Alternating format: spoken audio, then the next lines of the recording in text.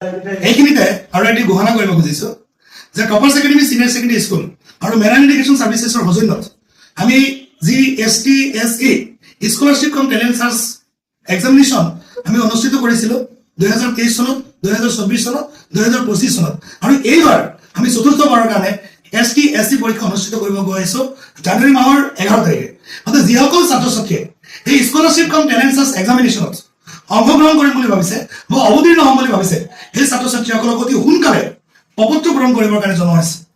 প্ৰপত্ৰটো online মাধ্যমতো কৰিব পাৰিব, অফলাইন মাধ্যমতো কৰিব পাৰিব।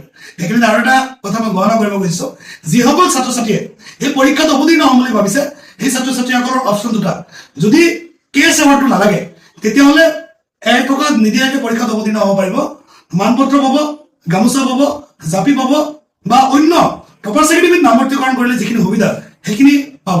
কিন্তু যিসকল ছাত্ৰ ছাত্ৰীয়ে 150 টকা দি ৰেজিষ্ট্ৰেশ্যন কৰিব সেই ছাত্ৰ ছাত্ৰীসকলে যদি বেলেগ কলেজতো পঢ়িবলৈ যায় তেতিয়াহ'লে আমাৰ যদি কেছ এৱাৰ্ড সেই এৱাৰ্ডটো পাবৰ কাৰণে সক্ষম হ'ব।